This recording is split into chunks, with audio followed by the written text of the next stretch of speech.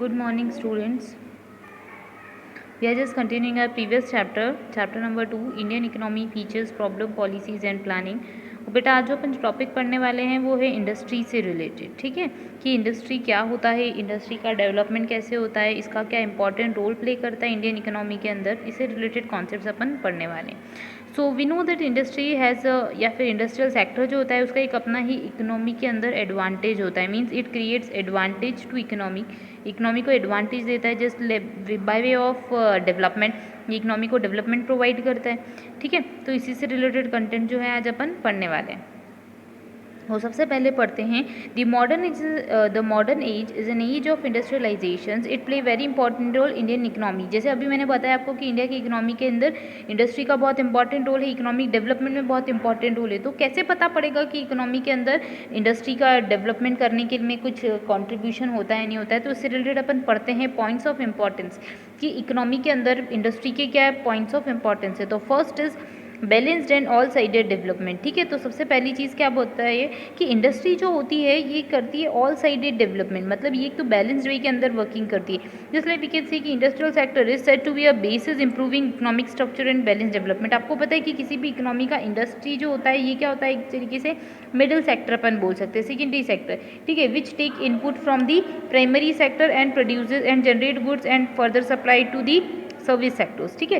तो ये balance create करता है between the primary and secondary sector. Next is increase in national income.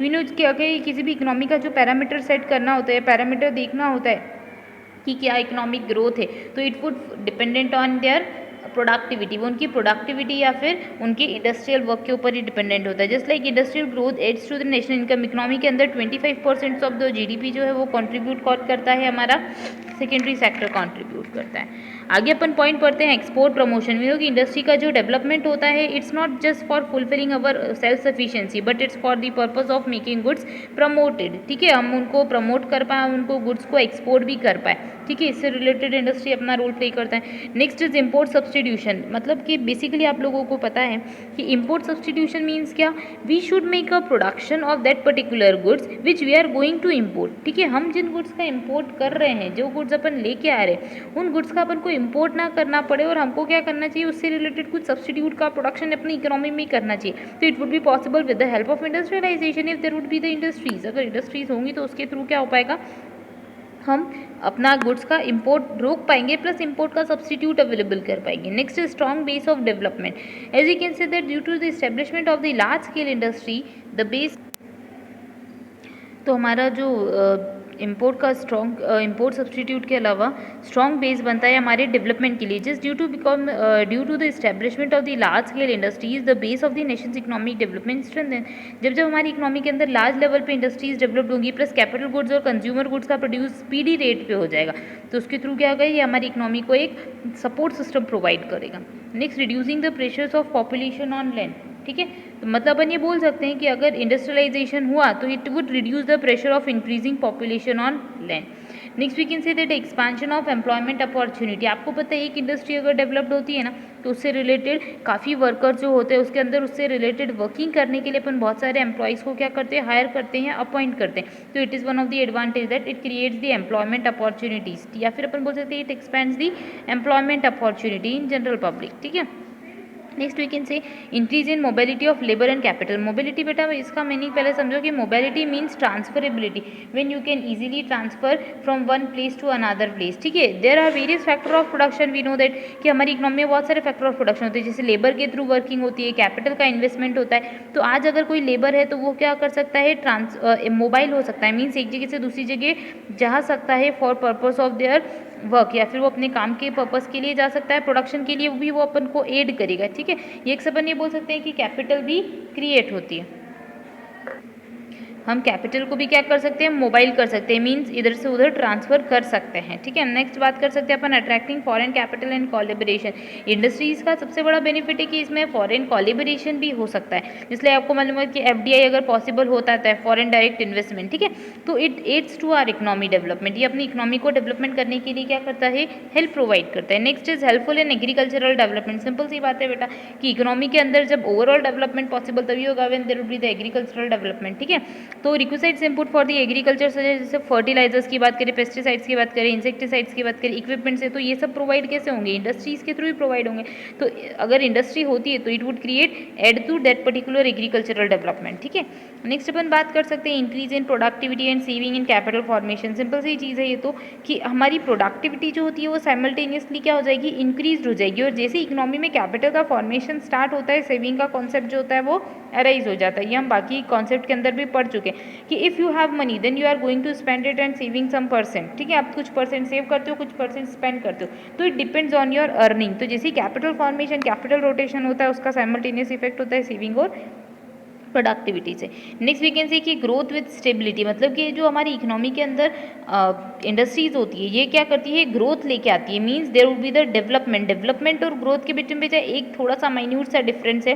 ठीक है, ग्रोथ जो होती है वो आप इजीली मेजर कर सकते हो। ठीक है, तो इंडिया के अंदर जो एग्रीकल्चर है is a gamble with the monsoons, there is no certainty of increase in agricultural production to the desired extent, so it may go up and go may down. ठीक है, तो कॉन्सिक्वेंटली वी कैन से कि national income is affected. ठीक है, by industrialization economic development can be made stable. अगर industries होगी, जैसे आप लोग सोचो कि सिंपल सा पॉइंट है, अगर एग्रीकल्चर के ऊपर ही सभी लोग डिपेंडेंट होते, एग्रीकल्चर का ही प्रोडक्शन होता, तो क्या होता? सारे लोग जो होते हैं वो प्रोडक्शन के ऊपर ही वर्किंग करते, तो अश्योरेंस नहीं होती। तो सेम वे में इंडस्ट्रीज अगर होती है तो उससे अश्योरेंस होती है कि there would be the working. ठीक है, हम आगे और पॉइंट पढ़ सकते हैं जैसे कि fulfilment of defence needs and other benefits of industries. ठीक है, तो आप लोग समझ ही सकते हैं कि इंडस्ट्री अगर होती है इकोनॉमी में तो उसका क्या पॉजिटिव इफेक्ट पड़ता है इकोनॉमी के डेवलपमेंट पे। अब बेटा अपन जो पढ़ने वाले टॉपिक है वो है industrial development during the plans, मतलब कि हमने जो अलग अलग टाइप के 5 ईयर प्लान्स बनाए थे उसके अंदर इंडस्ट्रीज का डेवलपमेंट कैसे हुआ था।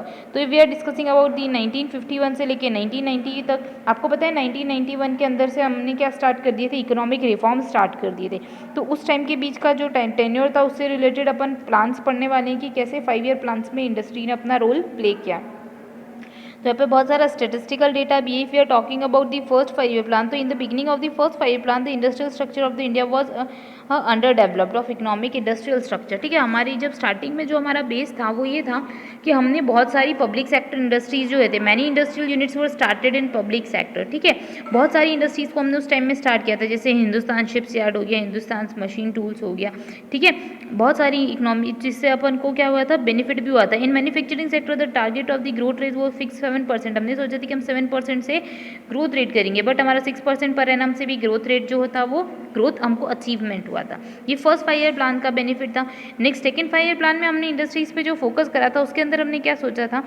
तो in public sector 3 steel plants were establish. ठीक है, इन भिलाई में, राउरकेला के अंदर और दुर्गापुर के अंदर। ठीक है, in additions iron steel and lignite and railway engines, coach वगैरह एक्सेट्रा जो है उनसे रिलेटेड जो भी इंडस्ट्रीज थी, एंटीबायोटिक इंडस्ट्रीज जो उनके स्टार्ट हुई थी और उनका प्रोडक्शन भी स्टार्ट हुआ था।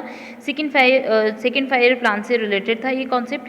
सेकेंड 5 ईयर प्लान में हमने इस चीज़ के ऊपर वर्किंग की थी please, and we had given attention to paid the industrial development in backward region. जो बैकवर्ड रीजन था ना हमारा या अंडर डेवलप्ड एरिया था उसको अपन ने इंडस्ट्री को डेवलप किया था। The about 3 steel plants are the 5 examples of policies. ये हमारी कुछ पॉलिसीज से रिलेटेड, इंडस्ट्री पॉलिसीज से रिलेटेड कुछ एग्जाम्पल थे। फिर अपन अगर थर्ड 5 ईयर प्लान की बात करते हैं 61 से 66 के बीच में जो चला था, तो इन दैट पर्टिकुलर केस उस कंडीशन के अंदर उस टाइम के अंदर the industrial production from the first 4 year increases in 9% per annum. मतलब फर्स्ट ईयर्स के अंदर तो वो इंक्रीज हुआ 9% से, but at the 5th year it increase to 5.2% only. मतलब कहीं ना कहीं अपन इंक्रीज तो हो रहे थे, कहीं ना कहीं अपने में ग्रोथ आ रही थी, but that growth was not sufficient for us. मतलब इतनी इंक्रीज्ड ग्रोथ नहीं थी कि हम सेटिस्फाई हो पाएँ।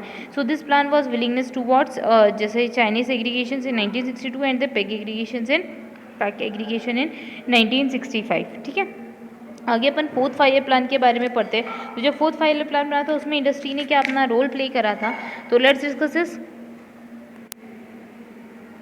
बेटा फोर्थ 5 ईयर प्लान के बारे में पढ़ लेते। तो हमारा जो फोर्थ 5 ईयर प्लान है उसमें हमने सोचा था कि हमारी जो ग्रोथ होगी वो 8 to 10% से होगी, बट अप्रॉक्स हम एक्चुअली जो है वो 3.9% से ही अचीव कर पाए थे। सो तो दैट वाज द ड्रॉबैक। जो हमारा हमने टारगेट फिक्स किया था उसको हम अचीव नहीं कर पाए थे। There were some reasons like demand follow गई थी, lack of infrastructure, labour unrest था, ट्रांसपोर्ट प्रॉब्लम होती जा रही थी। तो कुछ रीजंस के टूवर्ड्स हम अपने टारगेट को अचीव नहीं कर पाए थे। Now let's discuss about the fifth 5 year plan. तो फिफ्थ 5 ईयर प्लान में जो हमने टारगेट्स फिक्स कर रखे थे, ठीक है, तो 5th फाइव ईयर प्लान के अंदर भी हमारा जो मोटिव था was just to increase our social justice, ठीक है, हमको सोशल जस्टिस भी क्रिएट करके रखना था, plus we have to get the self sufficiency and increase the growth role, हमको ग्रोथ भी इंक्रीज करनी थी प्लस हमको सेल्फ सफिशिएंसी देखनी थी, but that particular plan was also not sufficient enough, ये हमारा भी नहीं हो पाया था, जस्ट बिकॉज हमने जो टारगेट फिक्स किया था वो 7% पर एनम से इंक्रीमेंट या ग्रोथ के बारे में डिसाइड किया था, but actually we had achieve at least 5.9% only. Now let's discuss about the 6th five year plan. तो 6th फाइव ईयर प्लान के अंदर भी जो हमने स्टार्टिंग की थी या जो प्रोडक्शन हो रहा था हमने सोचा था कि there were adverse trends also develop, just like the productions of the chemical, petrochemical, जो दूसरी इंडस्ट्रीज थी या फिर ड्यूरेबल कंज्यूमर इंडस्ट्रीज थी, they were increase at faster rate, वो इंक्रीज तो हो रहा था faster rate which use to imported goods in large quantity. जैसे अपन पेट्रोकेमिकल से बात करें, केमिकल से रिलेटेड बात करें इंडस्ट्रीज, तो उनके अंदर इंक्रीमेंट तो हो रहा था, but we have to make import of that particular goods, हमको उन गुड्स के अंदर लार्ज क्वांटिटी में कुछ गुड्स को इंपोर्ट करना पड़ा था, फिर उस पर वर्किंग करके हम प्रोडक्शन कर रहे थे, but the production in other industries was very slow, just like हम बात कर सकते हैं स्टील के बारे में, मेटल्स के बारे में, टेक्सटाइल, जूट, शुगर, इनके अंदर जो प्रोडक्शन था वो उस रेट पे नहीं हो पा रहा था, तो that was the drawback. Next we are talking about the 7th five year plan. तो 7th फाइव ईयर प्लान जो था उसके अंदर हमने कुछ 5 ईयर प्लान जो बनाए थे, उसके अंदर से 7th फाइव ईयर प्लान जो तो उसने कुछ इंडस्ट्रियल सेक्टर पे फोकस किया था, just like to improve the productivity on better use of existing facilities and better techniques, हमको अच्छी टेक्निक्स का यूज करना है। Next we have lay emphasises on the industrial which have export potential, मतलब ऐसे गुड्स का प्रोडक्शन करना है जैसे आप लोगों को पता है SEZ होते हैं स्पेशल इकोनॉमिक जोन, ठीक है, they are just develop for the purpose of getting some type of goods exported, वो स्पेसिफिक पर्पज के ऐसे गुड्स का प्रोडक्शन करते हैं जो हमको एक्सपोर्ट करना होता है, ठीक है, तो इनसे रिलेटेड हमने कुछ वर्किंग की, plus two develop the electronic and computer industries, इसको डेवलप किया, तो इससे रिलेटेड हमारा इंडस्ट्रियल सेक्टर जो था वो क्या हुआ था, इंक्रीज हुआ था। दीज वर द रीजंस, हमने ये पढ़ा उसके अंदर अभी तक यही देखा कि 50 जो 5 ईयर प्लान्स बनाए थे 1951 के बाद से, तो उसमें हमने इंडस्ट्रीज़ को कहाँ क्या रोल प्ले करा, प्लस हमारे क्या टारगेट्स थे और क्या अचीवमेंट हुई थी बेटा, ठीक है। अब अपन जो आगे टॉपिक पढ़ने वाले हैं वो अपन इंडस्ट्रियल डेवलपमेंट से रिलेटेड होगा, वो नेक्स्ट क्लास में पढ़ेंगे।